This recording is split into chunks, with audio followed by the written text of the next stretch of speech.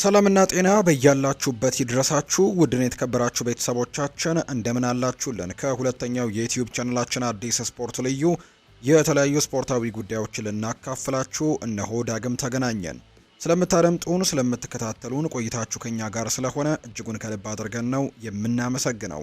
በዛሬ ፕሮግራማችን የተለያዩ ስፖርታዊ ጉዳዮችን ወደ እናንተም የምናደርስ ነው የሚሆነው።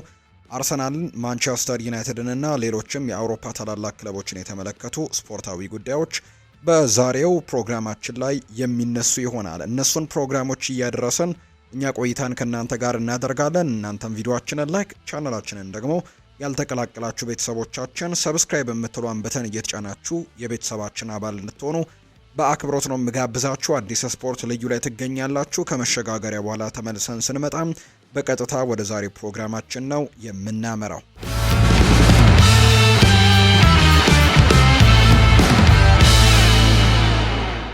የአርሰናል አሰልጣኝ ሚኬል አርቴታም ለአጥቂው ቪክተር ዮኬሬሽ ሞቅ ያለ ምስጋናን አቅርቦለታል። በቅርብ ጊዜ ብቃቱም ልዩ ሲል ነው ያሞካሸው።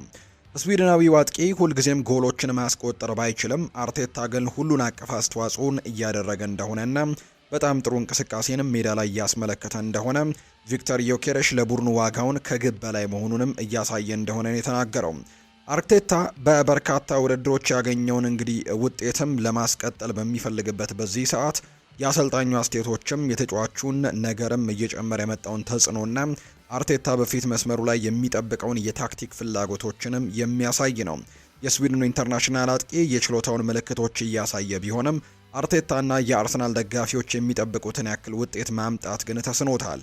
በሁሉም ውድድሮች ለአርሰናል በ9 ጨዋታዎች ላይ 3 ግቦችን ብቻ ያስቆጠረ ሲሆን ሁሉም ግቦቹ ደግሞ በፕሪሚየር ሊግ ላይ የተመዘገቡ ናቸው።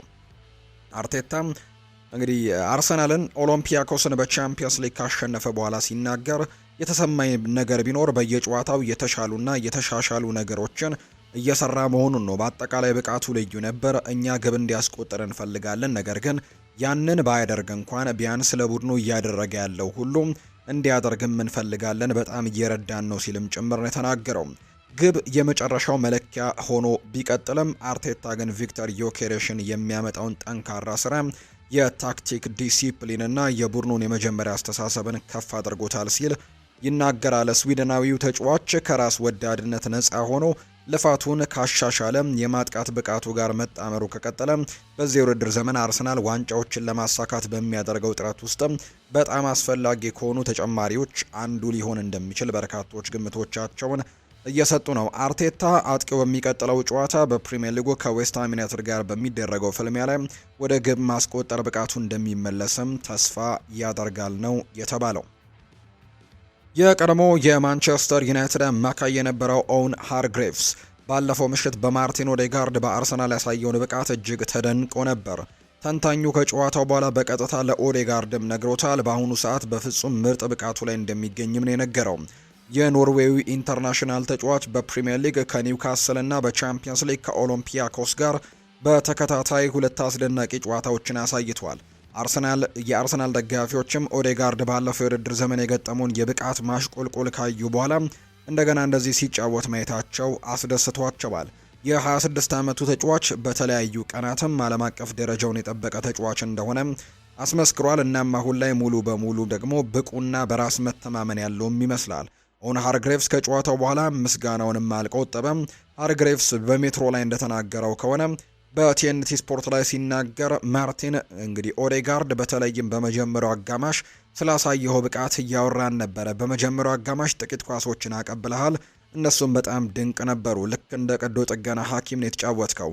በጣም ትክክለኛ ነበርክ። ይህ ደግሞ አንተ በፍጹም ምርጥ ደረጃ ላይ እንዳለህ ያሳያል ብሎታል።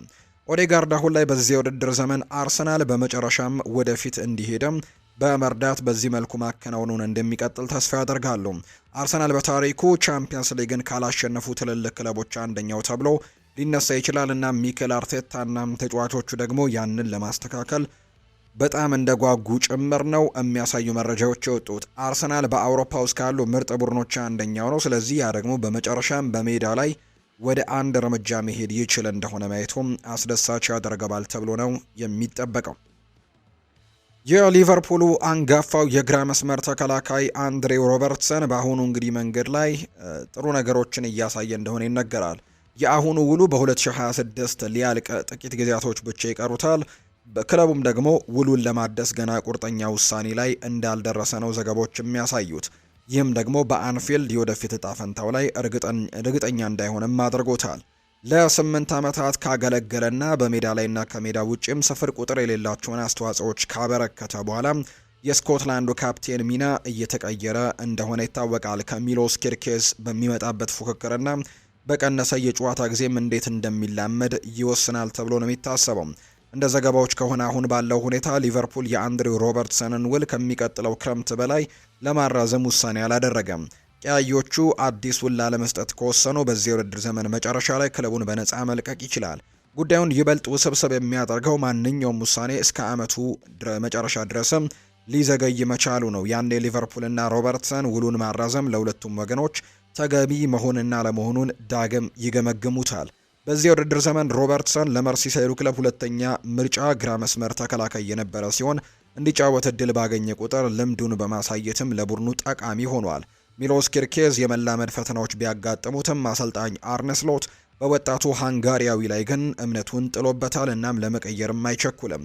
ሮበርትሰን በእንደዚህ አይነት ሁኔታ ውስጥ እንኳን እያለ በልምዱና በአመራሩ ምክንያትም በቡድን ውስጥ አሁንም ከፍተኛ ግምት የሚሰጠው ተጫዋች ነው። ነገር ግን በሜዳ ላይ ያለው ተጽዕኖ ግን በግፊት ስር የወደቀ ነው። የሮበርትሰን ሚና መቀነስ በሌሎችም ዘንድ ሳይስተዋል አልቀረም። በክረምት ወራትም ለአትሌቲኮ ማድሪድ ኢላማ እንደነበር ተዘግቧል። ይህም ደግሞ ሊቨርፑልን ከለቀቀ አማራጮች ሊኖሩት እንደሚችሉ የሚያሳይ ነው። የሮበርትሰን በሊቨርፑል ያለው ቦታ ወሳኝ ምዕራፍ ላይ ደርሷል። ክለቡ አዲስ ውል ለመወሰን መዘግየቱ በመጀመሪያው አስተላለፍ ውስጥም ካለው የቀነሰ ሚና ጋር ተዳምሮ በሌላ ቦታ አዲስ ፈተናን ሊፈልግ እንደሚችል ነው መረጃዎች እየወጡ የሚገኙት። ማንቸስተር ዩናይትድ በክረምት ወራት በውሰት ወደ ናፖሊ ሄደው ራስመስ ሆይለንድን በማጥቃቱ ላይ ጥራት ያለው ተጫዋች እንዳጣ እየተነገረ ነው። የዴንማርኩ ኢንተርናሽናል ተጫዋች በዩናይትድ ያሳለፋቸው 2 ዓመታት በአጠቃላይ አስቸጋሪ ቢሆኑም ከናፖሊ ጋር ግን ባደረገው ጠንካራ ጅምር ወደ ቀድሞ ብቃቱ የተመለሰ ይመስላል። ሆይላንድ አሁን ላይ በአንቶኒዮ ኮንቴ ቡድን ውስጥም ከቀድሞ የማንቸስተር ሲቲ እንግዲህ ኳስ ፈጣሪ ወይም ደግሞ ፕሌይሜከር ኬቨን ደብሮይና ጋርም እየተጣመረ ሲሆን ይህ ትብብር ደግሞ በጥሩ ሁኔታ እየሰራም ያለ ይመስላል። ሜትሮ እንደዘገበው ከሆነ ኬቨን ደብሮይና ራስመስ ሆይላንድን በግልጽ የሚያደንቅ ሲሆን ግብ ደግሞ የማሽተት ችሎታ ያለው ጥራት ያለው ተጫዋች እንደሆነ ነው የሚነገረው። ይህ የተናገረው የናፖሊ የመጀመሪያዎቹ 5 ጨዋታዎች ላይ 3 ግቦችን ማስቆጠሩን ተከትሎ ነው። የ22 ዓመቱ ወጣት ቀደም ሲልም በጣሊያን ከአታላንታ ጋር በነበረው ቆይታ ያሳየው ትልቅ ተስፋ ያለው ተጫዋች ሆኖ እየተመለሰ ይገኛል። በቅርብ ጊዜያትም ከፍተኛ ተጫዋቾች በዩናይትድ ወደ ኋላ ሲመለሱ እየተመለከትን ነው። እናም ራስመስ ሆይላንድም ክለቡን ከለቀቀ በኋላ ከተሻሻሉት የቅርብ ጊዜ ተጫዋቾችም አንደኛው ነው። በማርከስ ራሽፎርድ፣ አንቶኒና ስኮት ማክቶሚኔ ላይ ተመሳሳይ ነገር ተከስቷል። እናም ይህ ደግሞ በእርግጠኝነት የሚያሳስብ አዝማሚያ ነው። ራስመስ ሆይላንድ በዩናይትድ ለግብ ሲታገል በራስ መተማመኑም ዝቅ ያለ ይመስል ነበር። እናም ክለቡን ከለቀቀ በኋላ የራሳቸውን እምነት መልሰው የሚያገኙ ተጫዋቾች ላይ ይህ በተደጋጋሚ እየተከሰተ ያለ ይመስላል። የናፖሊ ደጋፊዎች ራስመስ ሆይላንድ አሁን ላይ በጣም ጥሩ ብቃት በማሳየቱ ይደሰታሉ። ነገር ግን ማንቸስተር ዩናይትድ ለራስመስ ሆይላንድ መተከም ቤንያሚን ሼስኮን ለማስፈረም ብዙ ገንዘብ ማውጣቱ ሌላ የሚያስጨንቅ ጉዳይ ነው።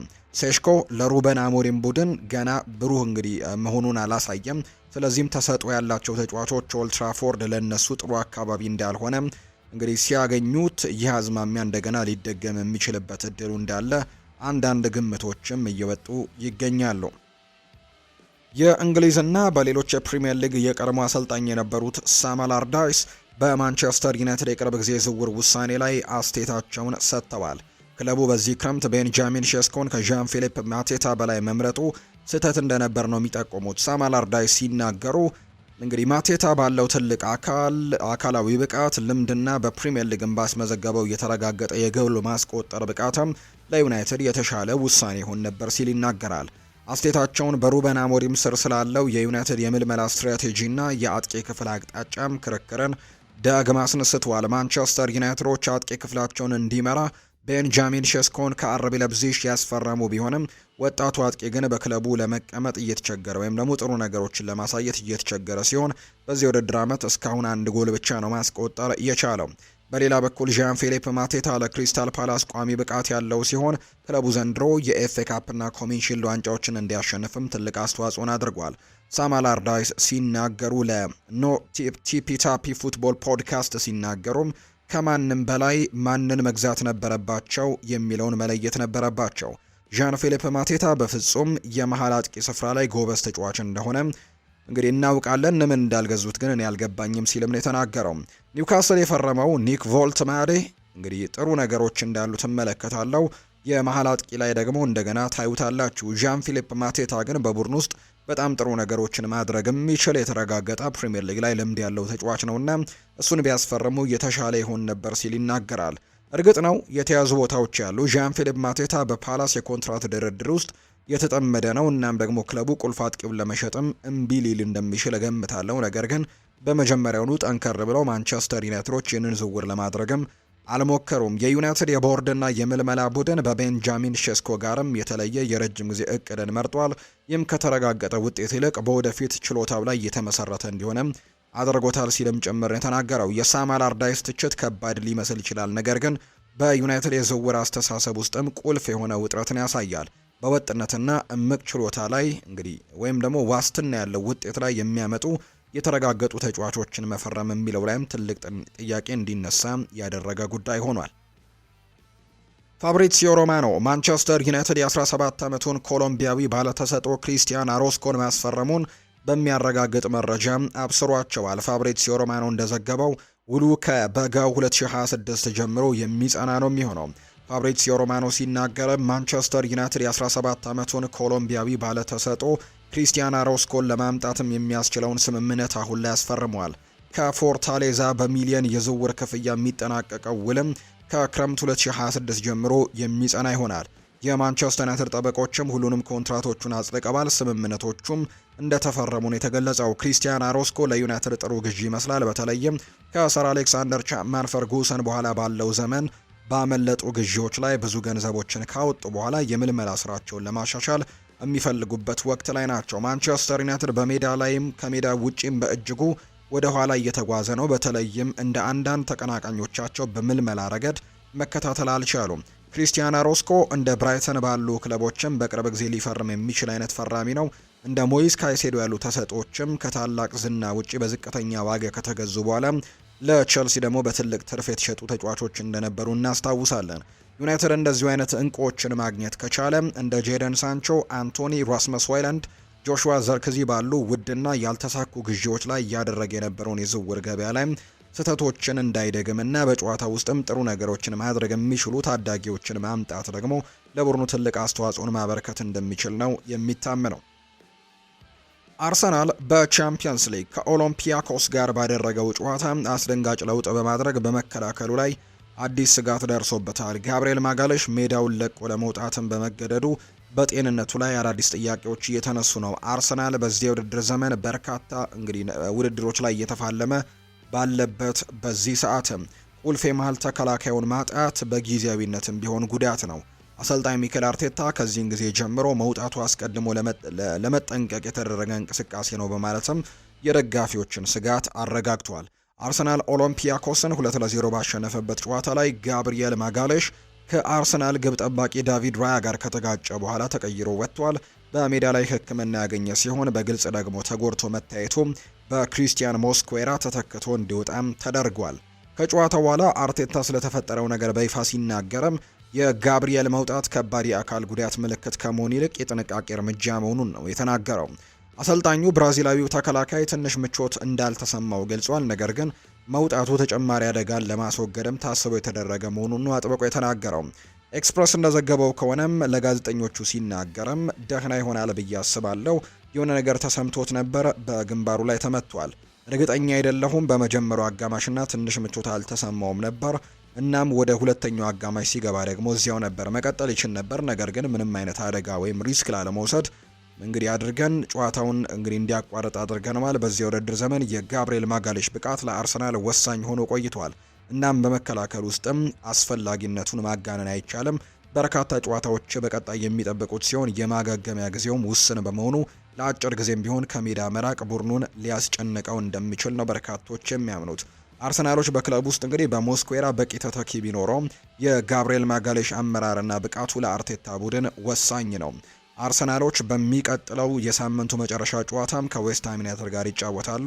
አርቴታ የቡድኑን ከፍተኛ ተከላካይ ለዚህ ጨዋታ ደግሞ ወደ ቡድኑ እንዲመለስም ተስፋ ያደርጋሉ ተብሎ እንደሚጠበቅ ነው መረጃዎች አሁን ላይ እየወጡ የሚገኙት። የቀድሞ የማንቸስተር ዩናይትድ አማካይ ማይክል ካሪክ በሩበን አሞሪም የወደፊት እጣ ፈንታ ላይ ጥርጣሬ በመኖሩ ወደ ክለቡ በአሰልጣኝነት የመመለስ ፍላጎት እንዳለው እየተዘገበ ነው የሚገኘው። ለዴይሊ ሜል እንደተዘገበው ከሆነ በአሁኑ ሰዓት በኦልትራፎርድ ያለው ስሜት በጣም ዝቅተኛ እንደሆነ ቢታወቅም ሩበን አሞሪምን የማባረር ውሳኔ ግን ወዲያውኑ የሚታይ አይመስልም። ይህ በቶክ ስፖርት ላይ እንደተዘገበ ካለው ጋር ተመሳሳይ ነው። ማንቸስተር ዩናይትድ ድንገተኛ እቅዶች እያዘጋጁ ቢሆንም ሩበን አሞሪም ለተወሰነ ጊዜ ለማቆየት ፍላጎት እንዳለው ነው የሚገለጸው። ሊታሰብበት ከሚችሉት አማራጮች አንደኛው ማይክል ካሪክ ሲሆን እሱም ከዚህ ቀደም በሚድልስቦሮ አሰልጣኝነትም አስደምሟቸዋል። እንዲሁም ከዓመታት በፊት ኦሌ ጉናር ሶልሻየር ከተባረረ በኋላ በማንቸስተር ዩናይትድ በጊዜያዊ አሰልጣኝነትም አገልግሏል። የቶክ ስፖርት ዘገባ በተጨማሪም ካሪክ ስሙ ሩበን አሞሪም ባለፈው ዓመት ስራውን ከማግኘቱ በፊትም ተረጋግሞ እንደተነጋገሩበትም ይነገራል። ዩናይትዶች ለውጥ ይደረግ እንደሆነ ወይም ደግሞ መቼ እንደሚደረግ ማየቱ ያስፈልጋል። ነገር ግን ማይክል ካሪክ መታየት ያለበት እጩ እንደሆነ ነው የሚገለጸው። በሪፖርቱ የቦርንመዝ አሰልጣኝ አንዶኒ ኢራኦላም ተጠቅሷል እና ማንቸስተር ዩናይትድ በእርግጠኝነትም የእንግሊዝን እግር ኳስ ልምድ ያለው ሰውም ቅድሚያ እንደሚሰጥ የሚጠበቅ ነገር ነው። የዩናይትድ ደጋፊዎች የቀድሞ ተጫዋች መቅጠር የግድ ወደ ስኬት ስለማይመራ የተለየ ስሜት ይኖራቸዋል። ክለቡ መጀመሪያ ላይ ብሩህ ጅምር በነበረው ነገር ግን መጨረሻ ላይ ለስራ ብቁ ያልመሰለው ኦሌ ጉናር ሶልሻየር ስርም የተደበላለቀ የውድድር ጊዜ እንደነበረው ይታወሳል። ይሁን እንጂ ተተኪዎቹም የተሻለ ነገር አላደረጉም። ካሪክ ወደ ዩናይትድ ሊመጥንና ወደ ሩበን አሞሪምና ኤሪክ ቴንሃግም ያሉ አሰልጣኞች ያልቻሉትን ስራ ደግሞ በተጫዋችነቱ የነበረበትን ክለብ ለማገልገል ይችል ይሆን? በርካቶች በትልቁ ጥያቄ የሚያነሱበት ጉዳይ እንደሆነ ነው ዘገባዎች የወጡት። የክሪስታል ፓላሱ ካፕቴን የሆነው ማርክ ጉሂ ባለፈው ክረምት ወደ ሊቨርፑል ሊያደርግ የነበረው ዝውውር መበላሸቱን በይፋ ተናግሯል። እናም አሁን ላይ ቅድሚያ የሚሰጠው ነገር ምን እንደሆነም ግልጽ አድርጓል። እንግሊዛዊው የመሃል ተከላካይ ወደ አንፊልድ እንግዲህ ያመራል ተብሎ በሰፊው ይጠበቅ ነበር። ነገር ግን ፓላስ በዝውውር መስኮቱ መገባደጃ ላይ ከስምምነቱ ራሱን አግልሏል። ኮንትራቱ በሚቀጥለው የውድድር ዘመን ይጠናቀቃል። እናም እርግጠኛ ለመሆን በሰፈነበት በዚህ ወቅትም ማርክ ጉሂ ትኩረቱን አሁን ባለው ክለቡ ላይም እንዳለ አጥብቆ ተናግሯል። በክረምቱ የዝውውር መስኮት ሊቨርፑል በጣም ተስፋ ከሚሰጡት የፕሪሚየር ሊግ ተከላካዮችም አንዱን ለማስፈረም ተዘጋጅቶ ነበር። ነገር ግን ፓላስ ተተኪ ማግኘት ባለመቻሉ በስተመጨረሻም ከስምምነቱ ራሱን አግሏል። ዝውውሩ ቢበላሽም ማርክ ጉሂ የከሸፈው ነገር ግን በይፋ እንደማይጠቅስ ነው ግልጽ ያደረገው። የክሪስታል ፓላስ ካፕቴን ሲናገር የኔ ብቸኛው ትኩረት በቡድንና በእግር ኳሱ ክለቡ ላይ ብቻ እንግዲህ በትልቁ ለመወዳደር ብቻ ነው። ማርክ ጉሂ በክሪስታል ፓላስ ያለውን ደረጃ ከመደበቅ አልተቆጠበም። ምንም እንኳን በሴልኸርስት ፓርክ ኮንትራቱን አያድስም ተብሎ በሰፊው ቢጠበቅም ለጊዜው ያለው ቁርጠኝነትን ግን አረጋግጧል። ለሚዲያው በሰጠው መግለጫ ላይም ስለ ሊቨርፑል ዝውውር የሚለው ምንም ነገር የለኝም ብሏል። በሜዳ ላይ ማርክ ጉሂ የቋሚ ብቃት ምሳሌ ሆኖ አሳይቷል። በዚህ የውድድር ዘመን በሁሉም የፓላስ 6 የፕሪሚየር ሊግ ጨዋታዎች ላይ ቋሚ ጀማሪ ነው። እናም በሊቨርፑል ላይ የነበረውም ጥብቅ ጨዋታ የኤዲ ኢንኪቲያ የመጨረሻ ደቂቃ የማሸነፊያ ግብም በመርዳት የክሪስታል ፓላስን የማሸነፊያ ጉዞም በሁሉም ውድድሮች ወደ 18 ከፍ አድርጎታል። ትናንት ደግሞ 19 ያደርሰውታል። ኮንትራቱ በሚቀጥለው ዓመት ማለቁ ወደፊት የመልቀቅ ዕድልን ክፍት ያደርግለታል። እናም ስለ ከሸፈው የሊቨርፑል ዝውውር ይፋዊ ዝምታውንም ገልጿል። ማርክ ጉሂ ያልተሳካለት የሊቨርፑል ዝውውር የተያዘበት መንገድም ብስለትና ዓላማን ግልጸኝነትን የሚያሳያል። ስለ ወደፊቱ ጊዜ ደግሞ ግምት ውስጥ ቢገባ ድራማው ግን ከክሪስታል ፓላስ ግቦች ጋር እንዳያዘናጋውም አይፈቅድለትም። አርሰናል የዊሊያም ሳሊባን አዲስ ውል በይፋ ካወጀ በኋላ አሁን ደግሞ ከቡካዮ ሳካ ጋር የሚያደርገው የኮንትራት ንግግር ያፋጥናል ተብሎ ተዘግቧል። አርሰናል የስፖርቲንግ ዳይሬክተሩ አንድሪያ ቤርታ እንደ ጋብሪኤል ማጋሌሽ፣ ማይልስ ሉዊስ ስኬሊ፣ ኢታን ንዋኔሪ ያሉ ሌሎች የኮከብ ተጫዋቾቹን ውል ማራዘም በመቻሉ በቅርብ የሰሩት በጣም ደስተኛ አድርጓቸዋል። የሳሊባ ውል መጠናቀቅ ያለበት ሌላው አስፈላጊ ጉዳይ ነበር። እናም ቀጣዩ ደግሞ ሳካ መሆን ይኖርበታል ተብሏል። የእንግሊዙ ኢንተርናሽናል ተጫዋች ከፍተኛ የደሞዝ ጭማሪ እንደሚያገኝም ነው ቶክ ስፖርት የዘገበው። ሪፖርቱ እንደሚያመለክተው ከሆነ ሳካ በሳምንት ከ250,000 ፓውንድ በላይ ሊያገኝ እንደሚችልና በሰሜን ለንደን ክለብ ውስጥም ከፍተኛ ተከፋይ ከሆኑ ተጫዋቾችም አንዱ እንዲሆን ያደርገዋል። ፎርቱ እንዳለው ከሆነ ሳካ በአሁኑ ጊዜ በሳምንት 195,000 ፓውንድ ያገኛል። ለዚህ ደግሞ ከደሞዙ ላይ ደግሞ ትልቅ ጭማሪ ይደረግለታል ተብሏል። ቀደም ሲል በዴይሊ ሜል ላይ እንደተዘገበው ከሆነ ሳካ በአርሰናል 100% እንደሚቆይ እርግጠኛ ናቸው። ይህም ከዊሊያም ሳሊባ አዲስ ኮንትራት ይፋ ከመደረጉ በፊትም ስለሱ የተሰጠ መረጃ ነበር። ምንም እንኳን እስካሁን በይፋ ያልተጠናቀቀ ቢሆንም በቅርቡ ተጨማሪ መረጃዎች እንደምንሰማ መገመቱ ግን ቀላል ነው። ሆኖም ግን ሳካ ለአርሰናል እጅግ በጣም አስፈላጊ ተጫዋች ነው። እናም ለክለቡ የወደፊት እጣ ፈንታ ቃል እንዲገባ ማሳመንም የሚችሉትን ሁሉ እንደሚያደርጉ እርግጠኞች ናቸው። ሚኬል አርቴታ በቅርቡ ስለ ሳካ የወደፊት እጣ ፈንታ ሲወያይም እንዲቆይ ምን ያክል እንደሚፈልግ በግልጽ ተናግሯል። ስፔናዊው አሰልጣኝ ፉትቦል ለንደን እንደዘገበው ሳካ አዲስ ውል እንዲፈርምም ደግሞ የተለያዩ ነገሮች እየወጡ እንደሚገኙ ነው ዘገባዎች እየወጡ የሚገኙት። እንዲሆን እመኛለሁ። እስካሁን ከማውቀው ነገር ሁሉ እሱ እዚህ በመሆኑና በክለብ ውስጥ ያለው ሚና በመያዙ እጅግ ደስተኛና ኩራት የሚሰማኝ ነው ሲል ይናገራል። እሱ ሁልጊዜም የሚያደርገው በተፈጥሯዊ መንገድ እየተሻሻለ ነው። ቡካዮ ሳካ ለእኛ ምን ያክል አስፈላጊ እንደሆነ ሁሉም ሰው ያውቃል ሲልም ጭምር ነው ሀሳቡን የሰጠው። የማንቸስተር ዩናይትድ የውድድር ዘመን በሩበን አሞሪም ስራ አስቸጋሪ ሁኔታ መጀመሩን ተከትሎ ፖርቱጋላዊው አሰልጣኝ ሊተኩ ስለሚችሉ ወጪዎችም ግምቱ እየጨመረ ነው። የስካይ ስፖርት ተንታኝ የሆነው ጄሚ ኦሃራ የክለቡ የቀድሞ ካፕቴንና አርማው የሆነው ሮይ ኪን የአሰልጣኝነት ቦታውን እንዲረከብ እድል ሊሰጠው ይገባል ብሎም ነው የሚያምነው። ይህ ክርክር እንግዲህ የጦፈ እንደሆነ ተነግሯል። የኪን የአመራር ዘይቤ የማይደራደር አስተሳሰቡና ከዩናይትድ ጋር ያለው የቀድሞ ግንኙነት ደግሞ በኦልትራፎርድ የክለቡን ማንነትና ደረጃዎችም ለመመለስ እንደ ጠንካራ መሳሪያ ይቆያል። ጂሚ ኦሃራ እንደተናገረው ከሆነ ኪን ወደ መልበሻ ክፍል ልዩ የሆነ ኃይልን፣ ቁርጠኝነትን፣ አክብሮትንና ደግሞ ጥሩ ነገሮችን ማምጣትም ይፈልጋል ሲል ነው የተናገረው። እንደ ተንታኙ ገለጻ ከሆነ ኪን ወደ ማሰልጠኑ ሜዳ ሲገባ የሚቃወመው ሰው ጥቂት ነው። ይህ አይነቱ ክብደት ደግሞ አሁን ላይ ዩናይትድ ያጣው ነገር ይመስለኛል ብለዋል። ጄሚ ኦሃራ በስካይ ስፖርት ላይ ሲናገር እንደተዘገበው ከሆነ ማንም ሰው ለሮይ ኪን ስልክ ደውሎ ማንቸስተር ዩናይትድ ውስጥ መጥተህ የምናደርገው ነገር አካል መሆን ትችላለህ ወይ ብሎ አለመጠየቁ አስገርሞኛል። ምክንያቱም እርሱ ምናልባትም የማንቸስተር ዩናይትድ ታላቅ ካፕቴን ነው። እሱ መሪ ነው፣ ድንቅ ነው። ስትመለከቱት እጅግ በጣም ቁጡ ነው። ስትሰሙትም መልበሻ ክፍል ውስጥ ሲገባ ልትሰሙት ትችላላችሁ። እሱ በአርአያነት ይመራል፣ ደካማ ደረጃዎችንም አይፈቅድም። ማንቸስተር ዩናይትድ ለሮይ ኪን ስልክ አለመደወሉ ሊታመን አይችልም ነው ያለው። ምናልባትም ስራ አስኪያጅ መሆን ስለማይችል ሊሆን ይችላል፣ ወይም ቋሚ አሰልጣኝ መሆን ስለማይችል ይሆናል። ነገር ግን መልበሻ ክፍል ውስጥ ግን ለውጥ እንዲፈጠር ደውለው ቢጠሩት የተሻለ ነው። ምናልባትም በጣም ቶሎ የሚናደር ስለሆነም ሊሆን ይችላል። አላውቅም። በታክቲክ እውቀትም የበለጸገ ሰው ይፈልጉ ይሆናል፣ ወይም ደግሞ ሌላ። ሮይ ኪን በዚህ እግር ኳስ ክለብ ውስጥ በመልበሻ ክፍል ውስጥም በየቀኑ በማሰልጠኛ ሜዳ ላይም ይህ ነው ደረጃው። ማንቸስተር ዩናይትድ ማለት ይህ ነው የገነባው፣ ይህንን ነው የምናደርገውም በዚህ መንገድ ነው ብሎ የማይነግራቸው እንዴት እንደሆነ ሊታመን አይችልም። እንዲህ ያለ ነገር አለማድረጋቸው ሊታመን አይችልም ሲል ነው ጄሚ ኦሃራ የተናገረው። ይህ ሀሳብ እንዲጠናከር የሚያደርገው የሮይ ኪን በክለቡ ያለው ቅርስነት ነው። እንደ ተጫዋቹ እሱ እንግዲህ በጣም ጥሩ ተጫዋች እንደነበር፣ በጣም ተዋጊ እንደነበረም የሚታወስ ጉዳይ ነው። በሌላ በኩል ተንታኙ ሮይ ኪን ሲናገር በጣም ቶሎ የሚናደር፣ ቶሎ ደግሞ ሊታይ ወይም ደግሞ ክለቦች ዛሬ የሚጠይቁትን ዘመናዊ ታክቲክ ብቃት ሊጎድላቸው እንደሚችል አምነዋል። ነገር ግን አመራሩ ላይ ጥሩ ነገሮችን ማድረግ የሚችል አይነት ሰው እንደሆነ ጭምር ግን ግምቶች እየወጡ ነው። የማንቸስተር ዩናይትድ ተስፋ ከሚሰጡ ወጣት አማካዮች አንደኛው የሆነው ኮቢ ማይኖ በመጪው የጥር ተጫዋቾች የዝውውር መስኮት ወደ ናፖሊ ለመሄድ ፍላጎት እንዳለው ተዘገበ። በኦልትራፎርድ በአሰልጣኝ ሩበን አሞሪም ስር የጨዋታ እድሎች በእጅጉ በመገደባቸው ኮቢ ማይኖ የሙያ ህይወቱን ለማደስና አዲስ ምዕራፍ ለመጀመርም ጣሊያንን እንደ መድረክነት ሊያያት ይችላል ተብሏል።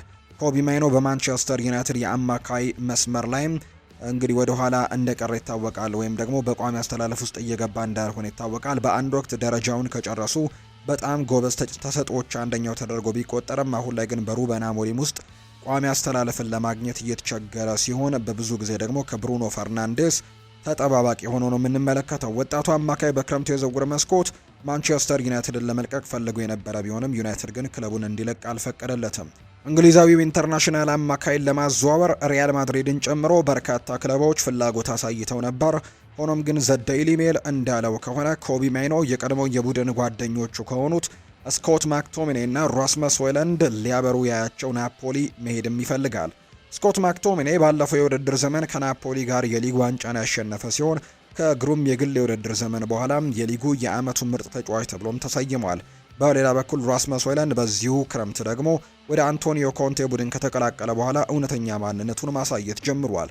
ወጣቱ ዴንማርካዊ አጥቂ በዚህ ሳምንት በቻምፒየንስ ሊግ ስፖርቲንግን ሲገጥሙ በናፖሊ ማሊያ 2 ግቦችን አስቆጥሯል። ይህም ደግሞ በዩናይትድ ይጎድለው የነበረውን የግብ ዕድሎችን የመጨረስ ብቃቱን በደንብ ያሳየ ነው። ናፖሊ ከረጅም ጊዜ ጀምሮ ከኮቢ ማይኖ ጋር ሲያያዝ የቆየ ሲሆን ዩናይትድ ደግሞ ቢፈቅድለት ኖሮ እዚያ መሄድ ይመርጥ እንደነበር ተዘግቧል። ኮቢ ማይኖ የታወቁ ፊቶች መኖራቸውን እንደ አዎንታዊ ነገር ያየዋል። መተማመንና የጋራ ታሪክን በጣሊያን በፍጥነት እንዲላመድም ሊረዱት እንደሚችሉ ተስፋ ያደርጋል። በሩበን አሞሪም ስር የተገደቡ እድሎችና በቆመው እድገቱ ላይም እያደገ በመጣው ብስጭቱ ምክንያት አይኖቹን ሙሉ በሙሉ ያረፉት ናፖሊ ላይ ነው። እዚያም ደግሞ ማክቶሚናይ ቀድሞውኑ የተሳካለት ሲሆን ሆይለንድ ደግሞ አዲስ ጥሩ መድረክን እንዳገኘ እየተሰማው እንደሚገኝ ነው ዘገባዎች እየጠቆሙ የሚገኙት። ውድና የተከበራችሁ ቤተሰቦቻችን ከሁለተኛው የዩቲዩብ ቻናላችን አዲስ ስፖርት ልዩ ለዛሬ ያዝንላችሁ ፕሮግራማችን ይህንን ይመስል ነበር። ስላደመጣችሁን፣ ስለተከታተላችሁን ቆይታችሁም ከኛ ጋር ስለነበር እጅጉን ከልብ አድርገን ነው የምናመሰግነው። በቀጣይ ፕሮግራሞቻችን በድጋሚ እንገናኛለን። መልካም ቀን እንዲሆንላችሁ ነው በአክብሮት የምመኘው።